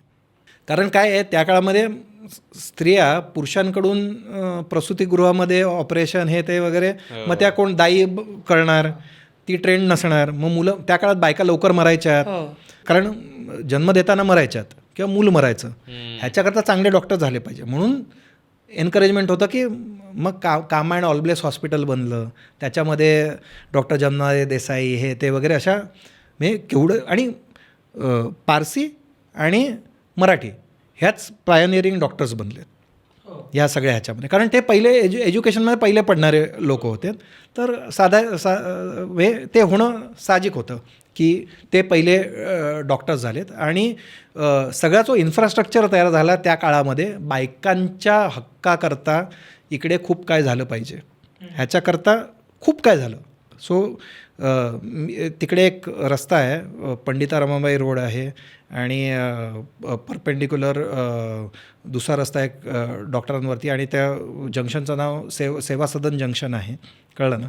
तर मी म्हणतो that is the crossroads of feminism in India असं आहे ते. तिकडून आणि त्या एरियाचंच नाव गावदेवी ना, तर ते देवीची प्रेरणा असेल कदाचित, की ज्याच्यामुळे बायकांच्या करता एवढं काय त्या एरियामध्ये झालं, म्हणजे पूर्ण भारताकरता कन्सेंटेज मिळालं, फिमेल डॉक्टर्स झाल्या, त्यांच्यासाठी राहायला काशीबाई नवरंगे, मी नाव विसरलो मग अशी, काशीबाई नवरंगे. शी वॉज द फर्स्ट, पहिली स्त्री मुंबईमध्ये जिच्या नावावरती दवाखाना उघडला. म्हणजे त्याच्या आधी सगळ्या स्त्रिया हॉस्पिटलमध्ये काम करत होत्या, हॉस्पिटलमध्ये जायला सुद्धा स्त्रिया घाबरायच्या. तर भुलेश्वरला वी आयडेंटिफाईड त्या कुठे प्रॅक्टिस करत होत्या हे सुद्धा आम्ही बघून आलो. आता तिकडे दुसरे डॉक्टर आहेत, पण तिकडे पण त्या पद्धतीचा दवाखाना आहे. हां, त्यांनी पहिला दवाखाना, म्हणजे स्त्रीचं नाव दुकानाच्या पाठीवरती असू शकतं हे पहिल्यांदा मुंबईत काशीबाई नवरंगेने केलं. किती पुरोगामी असणार त्या काळामध्ये, आणि किती कॉन्फिडन्स असणार बाईमध्ये हे करण्याकरता. महाराष्ट्र कायम पुरोगामी होता, मुंबई आणि लीड करत होता ते एकदम. तर तेच मी सांगतोय की हे सगळं जे एरिया आहे ही खूप, आत्ता तुम्हाला ती गजबजलेली एरिया वगैरे असं वाटतं, पण त्याच्यात एक केवढी तरी हिस्ट्री आहे जी आपल्याला प्रेरणा अजूनही देते. म्हणजे आता बोलताना सुद्धा ह्या गोष्टींमध्ये माझ्या अंगात इशारे येतात की काय झालं आहे त्या काळामध्ये मुंबईमध्ये असं. 1890s बद्दल बोलतोय आपण, 1890. हाच काळ म्हणजे आत्ता आपण एवढ्यात आपल्या हयातीतला सगळ्यात मोठा जे काही माणसं गेली असा एक इन्सिडेंट पाहिला, आजारपणं पाहिली, ते म्हणजे कोविड. हा तोच काळ आहे ज्या काळाबद्दल आपण बोलतो जिथे प्लेगच्या साथी आल्या होत्या. बरोबर. तर प्लेगने मुंबईला त्या काळात कसं इम्पॅक्ट केलं आणि काय परिणाम झाला मुंबईवर ओव्हरऑल प्लेगचा? हे मिड 90sमधली गोष्ट, you must be a small child. सुरतेमध्ये प्लेग आला होता, आणि त्याच्यानंतर सुरत ही भारतातली सगळ्यात साफ शहरांपैकी झालं. त्याच्या आधी सगळ्यात बकाल शहर होतं. तसंच मुंबईमध्ये त्या काळामध्ये झालं की प्लेग आला. 1896मध्ये प्लेग आला, आणि प्लेग एवढा वाईट होता, म्हणजे जसं कोविडमध्ये लोक रेल्वे लाईनवरून सगळीकडे पळत होते, धावपळ होती, मुंबईमध्ये एक्झॅक्टली तसं झालं. म्हणजे चिंचपोकळीला स्टेशनला बॅरिकेड्स असायचे, ट्रेनमधून आलेल्या लोकांच्या सगळ्यांचे टेम्परेचर बघितली जायची. ज्याला ताप आहे, आत्ता जे कस्तुरबा हॉस्पिटल आपण आहे, तर त्या काळामध्ये इन्फेक्टिव्ह डिसीजेस की काहीतरी असं नाव होतं त्या हॉस्पिटलचं. तर त्यांना तिथल्या शहरात येऊ द्यायचं नाही, तेव्हा चिंचपोकळी वेशीवरती होतं. तिकडून डिरेक्ट हॉस्पिटलमध्ये जायचं आणि तिकडे त्यांचं ट्रीटमेंट होणार असं. तर त्या काळामध्ये खूप ठिकाणी लोक मेले आहेत. बँड्रामध्ये तर अशा प्लेगच्या काळातलेच दफनभूमी आहेत, म्हणजे त्यात प्लेगमधलेच लोक सगळे दफन केलेले आहेत असं. तर प्रत्येक वेशीवरती जर ख्रिश्चन गावठण असेल तर तिकडे क्रॉस लावण्यात आलेत की आपलं हे जे संरक्षण झालं पाहिजे ह्याच्याकरता. आणि तेव्हा शहाणपणा केला. 2 गोष्टी झाल्यात त्या काळामध्ये. पहिलं म्हणजे लुई पॅस्चर आपण सगळ्यांनी ऐकलं हां, आणि त्याचा एक स्टुडंट जो ऑलरेडी कलकत्त्यामध्ये आला होता, ज्याने कोलेरावरती लस बनवली होती, आणि त्या लसीमुळे कलकत्त्यामध्ये खूप फरक पडलेला त्या भागामध्ये. तर त्याला मुंबईत बोलावलं प्लेगची लस बनवण्याकरता, आणि त्याचं नाव होतं हाफकिन. आणि आता हाफकिन खूप लोकांना माहिती आहे, पण हाफकिन तेव्हा येतो, ही स्टार्ट्स ॲनालिसिस. तर पहिल्यांदा ग्रँड मेडिकल जिकडे आहे तिकडे एक कॉरिडॉर दिला जातो. ते इट्स कॉल रूम 000 कारण जागाच नाही, रूमच नाही. मग तिकडून आगा खान जे आहेत ते आपलं खुशरू लॉज नावाचं एक हे देतात, तिकडे ही स्टार्ट्स रिसर्च. आणि मग कालांतराने जिकडे ओरिजिनली हा होता गव्हर्नरचा रेसिडन्स होता, हे सगळं औद्योगिकरण झाल्यावरती परळला खूप दूर आल्यावरती गव्हर्नर हा मलबार हिलला शिफ्ट होतो, आता जिकडे राजभवन आहे. ओ म्हणजे परळला पोल्युशन होतं म्हणून हा शिफ्ट होतो तिकडे. तर ते पडीक वास्तू असते, तर त्या वास्तूमध्ये ह्याला रिसर्च 20-1 वर्ष कोणी राहत नाही आहे तिकडे, तर ती वास्तू हाफकिनला दिली जाते. ही स्टार्ट्स द बॅक्टेरियोलॉजी लॅब तिकडे. तर तिकडे लस बनवणं सुरू केलं, अजूनही हाफकिन लस बनवतो आत्तासुद्धा. ओ वाव. इन्स्टिट्यूटमध्ये रिसर्च होतो हे वगैरे, आणि लोकांना दाखवण्याकरता पहिली लस तो स्वतःला लावतो, दाखवण्याकरता की मला काय झालं नाही. मग लोक घ्यायला लागतात ती लस, आणि त्यामुळे मुंबई प्रोटेक्ट होते. आणि रेल्वे लाईन आलेली आहे त्या काळामध्ये, तर तिकडून फटाफट सगळीकडे हां या लसी पूर्ण बॉम्बे प्रेसिडेन्सीमध्ये सगळीकडे जाणार, लोकांना इनॉक्युलेशन होणार, आणि मग ते आटोक्यात येतं. पण तेव्हा they create something which is known as city of Bombay improvement trust, ज्याला शॉर्ट फॉर्म आहे BIT म्हणतात. BIT चाळी असं नाव ऐकलं असतील तुम्ही. तर BITच्या चाळी तेव्हा बांधल्यात. म्हणजे नेक्स्ट एपिसोडमध्ये बघू, BIT चाळींनी एक खूप मोठी चळवळ उभी केली, ज्याचा लास्टिंग इम्पॅक्ट आहे 100 वर्ष, पण आपण ते नंतर बोलू. पण BITनी वेगवेगळ्या पहिल्या चाळी चालू केल्यात, म्हणजे लोक झोपडपट्टीत राहू नये म्हणून चाळी बांधल्यात त्यांनी. झोपडपट्ट्या तोडायला सुरुवात केली आणि त्या लोकांना चाळीमध्ये शिफ्ट केलं. म्हणजे तेव्हापासून चालूच आहे. हां. आणि मिडल इन्कम ग्रुप करता वेगळे होते, हाय इन्कम ग्रुप करता गावदेवी, चौपाटी इस्टेट्स, आता जिकडे मणिभवन आपण बघतो ते BITची देण आहे. BITनी प्लॉट्स पाडून दिलेत म्हणून तिकडे रेवाशंकर झवेरींनी घर बांधलं, आणि त्याच्यात गांधी राहायला यायचे म्हणून ते गांधींचं घर नाही, ते गांधींच्या मित्राचं घर जिकडे आता म्युझियम आहे. पण ते सुनियोजित शहर हे त्या काळामध्ये झालं. मग खार, शिवाजी पार्कचा surrounding areas, Hindu colony, Parsi colony, Matunga, Sion, Chembur, बँड्राचे काही भाग असतील, हे सगळं नियोजनबद्ध व्हायला लागलं. कारण त्या प्लेगमुळे BIT झालं. BITनी हे सगळं प्लॅनिंग चालू केलं, त्यामुळे गार्डन सबब्स यायला लागलीत. मग या सबब्समध्ये व्हेंटिलेशन चांगलं आहे, बिल्डिंग एकमेकांना टचिंग नाही आहेत, फुटपाथ आहेत, झाडं लावलेली आहेत, सांगपाणी जायला रस्ता आहे, नळाने पाणी येणार, ड्रेनेज सिस्टीम चालू झाली. हे सगळ्या गोष्टी ह्या एका प्लेगमुळे झालं. तर मला खूप अशी खात्री होती की कोविडनंतर मुंबईचा कायापालट होईल, तो झाला नाही. पण प्लेग नंतर झाला, जागाच नाही आता कायापालट करायला. म्हणून 3री मुंबई बांधतोय आता. सो बघण्यासारखं गोष्ट अशी आहे की त्याच्यामुळे खूप, आणि त्यावेळेला ॲड्स आहेत चेंबूरचे प्लॉट विकण्याकरता किंवा खारचे प्लॉट विकण्या, गिरगावातल्या चाळीतलं तुमचं एक खोली असेल ती विका, आणि इकडे तुम्हाला बंगला मिळणार. बंगल्याचे डिझाईन्स पण आहेत, कळलं ना, 2 बेडरूम आहे, 3 बेडरूम आहे, 4 बेडरूम आहे, असे बंगले मिळणार. प्लॉट विकत घ्या अशी ॲड आहे खारला, चेंबूरला, सगळीकडे 1900 साली. म्हणजे मला वाटतं माधवराव गोठोसकर जे पंच होते, त्यांचे वडील हे काळबादेवीच्या राम मंदिरामध्ये पुजारी होते. तर त्या काळामध्ये त्यांना इन्सेंटिव्ह देण्यात आलं, इकडून सोडा आणि तुम्हाला पूर्ण इमारत बांधता येईल शिवाजी पार्कला. आणि लोक असं त्या काळामध्ये म्हणत होते, कुठे जंगलात राहायला गेलेत हे, शिवाजी पार्कात. हां, शिवाजी पार्क हे जंगल, मी त्यांच्याकरता it was called Mahim woods ना. तर कुठे जंगलात लोक राहायला गेले, लोकांकरता ते मूर्खपणा होता की असं. पण चांगली वास्तू आहे आता, म्हणजे हवा खेळती आहे, त्यामुळे तब्येत सुधारली लोकांची.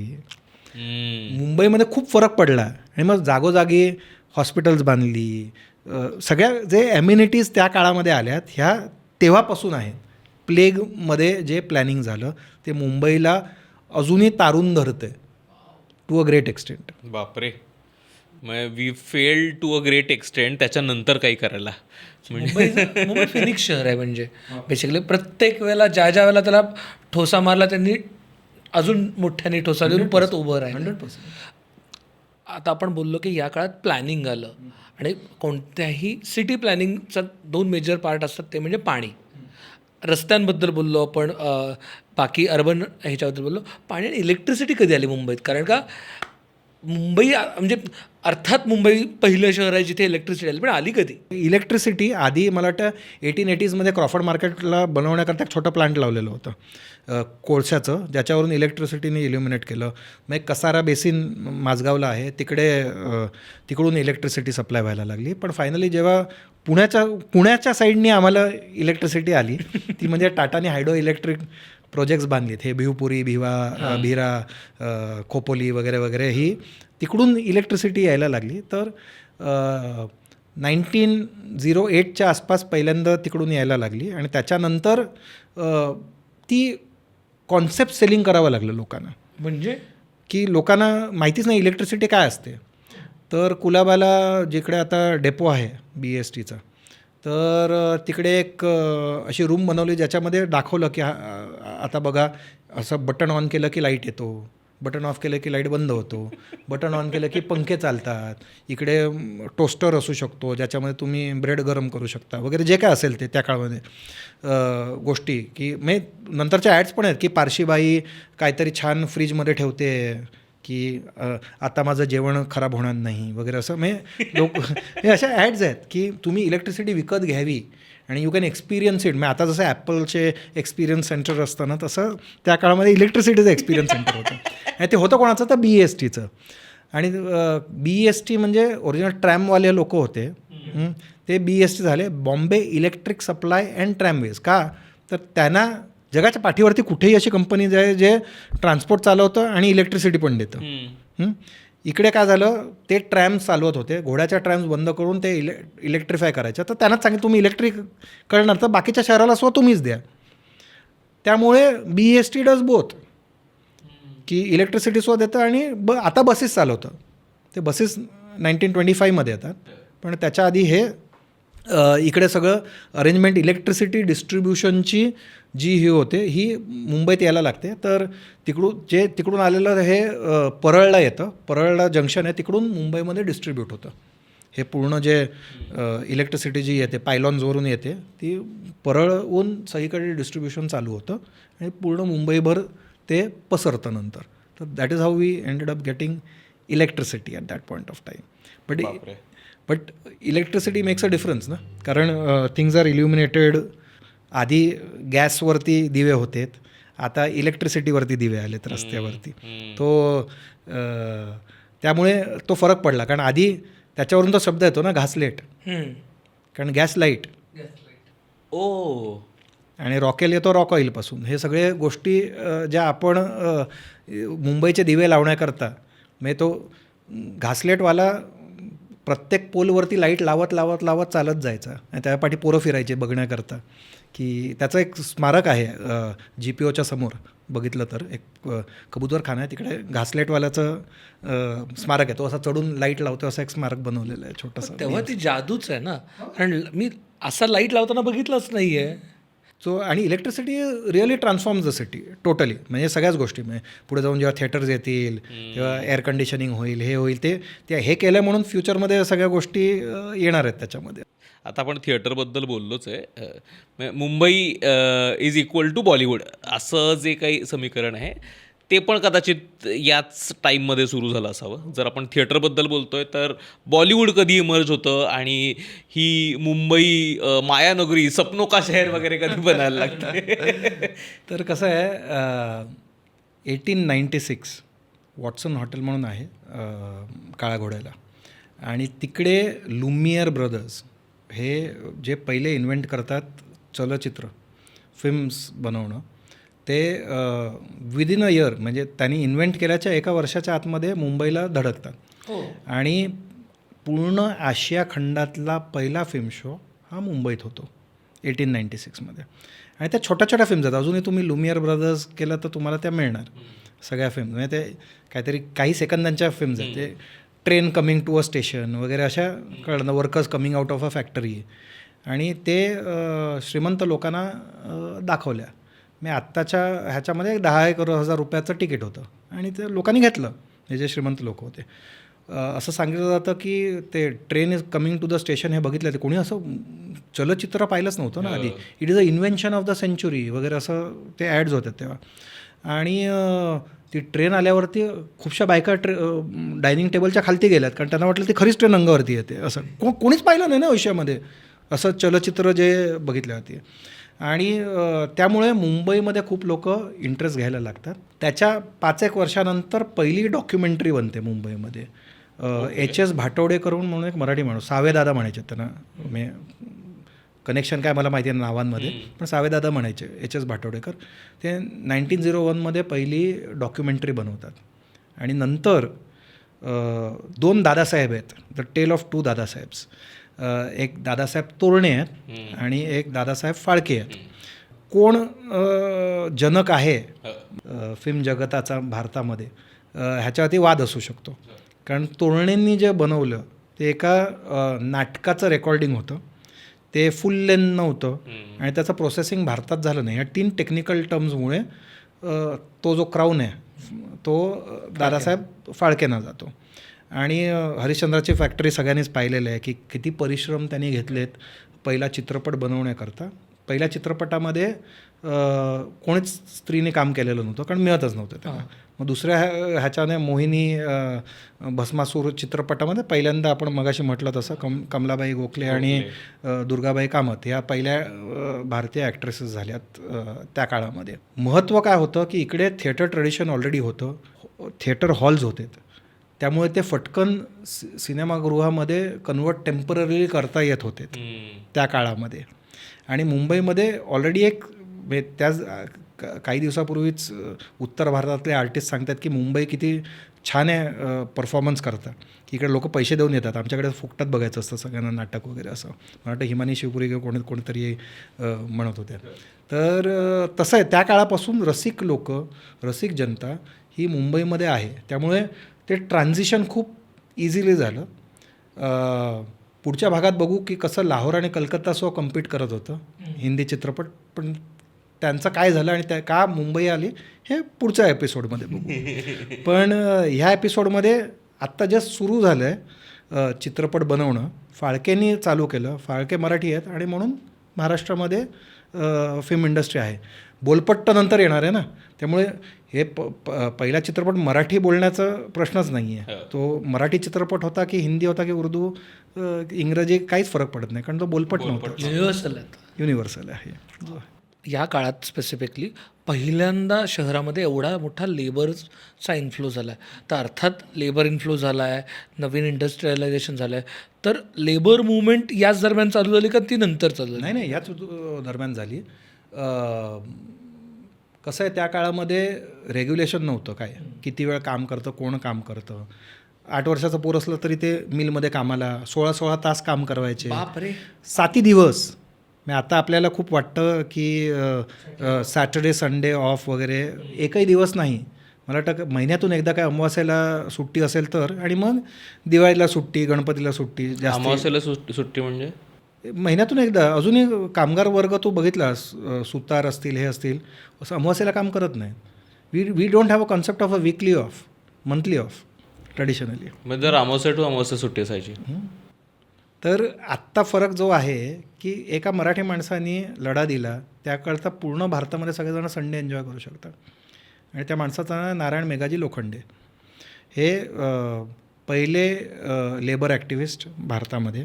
त्यांनी 1890मध्ये बॉम्बे मिल हँड्स असोसिएशन सुरू केलं, ज्याच्यामुळे भारतामध्ये लेबर लॉज नंतर येतील, त्यांचं जे राईट्स आहेत त्याच्याकरता, त्यांच्या हक्काकरता बोलणारी एक संघटना उभी केली. त्यांनी सांगितलं की इंग्रज लोक जर तुम्ही संडेला सुट्टी घेता तर आम्हाला संडेला सुट्टी का नाही. मग इकडे जे कामगार वर्ग आहे त्यांना सुद्धा पहिलं म्हणजे 12 तासच काम करायला लावा, 16 तास काम करायला लावू नको. आणि त्यांचे जी एन्व्हायरमेंट आहे, म्हणजे व्हेंटिलेशन असेल, हवा कशी येते, काय खायचा ब्रेक असेल, जे काय असेल ते बरोबर झालं पाहिजे. त्याच्यानंतर त्यांनी सांगितलं संडे केला पाहिजे. ह्याच्याकरता खूप लोकांनी विरोध केला. का? खूप लोकांना असं वाटलं संडेला जर कामगार वर्ग काम करत नसेल तर तो चर्चमध्ये जाईल आणि ख्रिस्ती होईल. ह्याच्याकरता विकली ऑफ नको, ह्याच्याकरता खूप लोकांनी उठाव केला. पण सरकारने ह्यांचं निवेदन ऐकलं आणि रविवारला सुट्टी सुरू झाली आणि त्याच्यामुळे कामगार वर्गाच्या तब्येतीवरती खूप चांगला परिणाम झाला. त्याच्या आधी म्हणजे 30ला 35ला लोक मरत होते, कारण ते आतला जो धूर हे खूप असं काम करणं ह्याच्यामुळे लोक खूप लवकर मरत होते. तर चांगलं नियोजन त्यांच्याकरता, म्हणजे हेल्थ करता सुविधा वगैरे वगैरे खूप काही लोखंडेंनी केलं. आणि हा जो पूर्ण वर्ग कामगार चळवळ उभी केली ही लोकमान्य टिळकांच्या पाठीशी उभी राहिली. म्हणजे जेव्हा 1908मध्ये मंडालेला 7 वर्षाकरता, तेव्हा तुरुंगवासाच्या प्रत्येक वर्षाकरता 1 दिवस अशी मुंबई बंद करण्यात आली. एकही मिल मुंबईमध्ये 7 दिवस चालली नाही. कोणाकरता सपोर्ट करण्याकरता? तर टिळकांना सपोर्ट करण्याकरता. वाव. आणि म्हणजे हायकोर्टातून त्यांना काढायचं कसं, कारण पूर्ण ओवल मैदान हे कामगारांनी भरलेलं होतं की आमचा नेता, तुम्ही नेता आहे. मग त्यांना बॅकडोअरनी बाहेर काढून टिळकांना न्यावं लागलं वगैरे, असे त्यावेळीचे डिस्क्रिप्शन्स आहेत. पण हे सगळं हॉटबेड होता ना स्वातंत्र्य चळवळीचा. त्याच्यात हे धवल कुलकर्णी म्हणून माझे मित्र आहेत, पत्रकार आहेत, ते एकदा म्हणाले, जर टिळक आणखी 1 दशक राहिले असते, 1920मध्ये त्यांचा मृत्यू झाला, 1930पर्यंत जगले असते, he would have ended up being the father of communism. कारण ते लेबरच्या दिशेने एवढे त्यांना तळमळ होती की कम्युनिझम हा कॉन्सेप्ट जेव्हा आला तेव्हा तेच कदाचित कम्युनिझमचे जनक झाले असते, पण त्यांचा मृत्यू आधी झाला. पण लोखंडेंचं काम, टिळकांचं काम ह्याच्यामुळे कामगार वर्गाकरता खूप सवलती आल्यात, हे विचार करण्यासारखं आहे. आणि त्यांनीसुद्धा त्यांचं योगदान स्वातंत्र्य चळवळीकरता दिलं.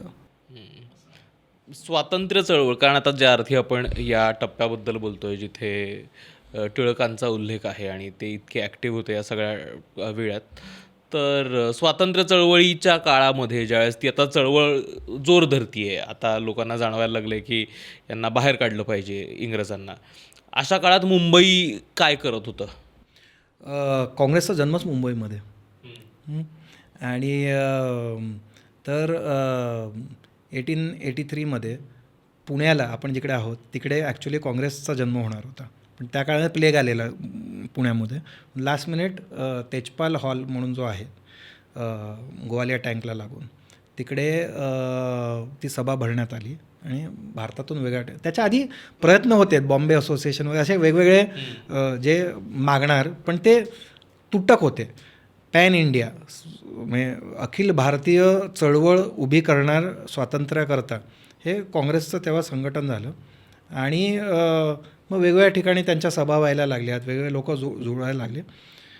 नंतर त्यांच्यामध्ये विभागणी झाली, कारण जहालवादी आणि मवाळवादी, म्हणजे एक्स्ट्रीमिस्ट आणि मॉडरेट. आणि जहालवादी ह्यांचे लीडर होते टिळक, आणि त्यांचं म्हणणं होतं की ओरबाडून घेतलं पाहिजे लिटरली. आणि त्याच्या कंपॅरिझनमध्ये गोखले, दोघंही पुण्यातच त्यांचं वर्चस्व होतं. आणि दोघंही गोखले मवाळवादी होते. आणि त्यांच्यानंतर जे लीडर्स आले हे जे मोस्टली गोखलेंचे फॉलोअर असल्यामुळे मवाळवादी पुढचा काँग्रेसचा प्रवास ह्याच्यानंतर झाला. पण 2 मराठी माणसांनी काँग्रेसचं जो एक प्लॅटफॉर्म बनवला, पण त्याच्यानंतर एक गुजराती माणूस यावा लागला to take it to the masses. कळलं ना? कारण we are very good at starting, but to take it to logical conclusion एक गुजराती माणूस साऊथ आफ्रिकेवरून येणार, तो आपण बोलतो आहे त्याच्या पुढच्या वर्षी, बरोबर. आपण जिकडे संपवतो आहे हे वर्ष आहे जिकडे जगाने पाहिली नाही असं युद्ध चालू होतं आहे, द ग्रेट वॉर, ज्याला आता आपण वर्ल्ड वॉर 1 म्हणतो. तो वर्ल्ड ग्रेट वॉर, कारण जगातले ऑलमोस्ट सगळे मोठे देश ह्याच्यामध्ये सहभागी घेतात, असं कधीच झालेलं नाही आहे आधी. आणि ते 1914मध्ये चालू होतं. पण तिकडे येऊन आपण थांबतो. वर्ल्ड वॉरचा काय इम्पॅक्ट मुंबईवरती आहे, मुंबईचं काय योगदान आहे दोन्ही वर्ल्ड वॉरवरती, मुंबईमध्ये वर्ल्ड वॉरची मेमोरियल्स किती आहेत, हे सगळंच. आणि तो गुजराती माणूस जो साऊथ आफ्रिकेहून येणार आहे 1915मध्ये त्यांनी कसं टिळकांनी जे काय बनवलं आहे ते पुढे कसं घेऊन जाणार हे आपण पुढच्या भागात बघू. मला हे Dada is so good with cliffhangers म्हणजे such a great storyteller. Climax लिहिलाय. अजून कायच बोलायचं याच्या पुढे की ठीक आहे अजून एक भाग बघावा लागणार. मला स्वतःला असं वाटतंय म्हणजे जरी मी स्वतः या पॉडकास्टमध्ये प्रश्न विचारत असलो तरी मला असं वाटतंय ते टी व्हीवरती कार्यक्रम यायचे ना, एक एपिसोड चालायचा आणि तो झाल्यानंतर आपलं असं व्हायचं की अरे यार पुढचा एपिसोड कधी येणार. लोकांना तसं होणारच आहे, मला स्वतःला तसं होतं ऑलरेडी. पण खूपच इंटरेस्टिंग हिस्ट्री आहे मुंबईची आणि तुझ्या तोंडून हे ऐकताना आणखीनच एकतर व्हिज्युअलाइज करता येतं आणि ते छान तू जोडून जोडून सांगतोयस तर मजा वाटते. पण खूप एक्सायटेड आहेत चौथ्या भागात खरं तर काय होतं आहे मुंबईच्या एकूणच इतिहासामध्ये. आपण 1914-15 पासून आपण साधारण कधीपर्यंत जाणार 1960पर्यंत. ठीक आहे, तर या टप्प्यात काय होतं आहे हे जर तुम्हाला जी कदाचित त्यातल्या त्यात जवळचा इतिहास आपल्याला माहीत असलेल्या बऱ्याचशा गोष्टी या भागात न येतात खूपशा न माहीत असलेल्या सुद्धा हां खूपशा न माहीत असलेल्या गोष्टी प्रिसाइजली. तर त्या सगळ्या बघण्यासाठी पुढच्या भागात भेटूया. धन्यवाद. धन्यवाद. लोभ असावा.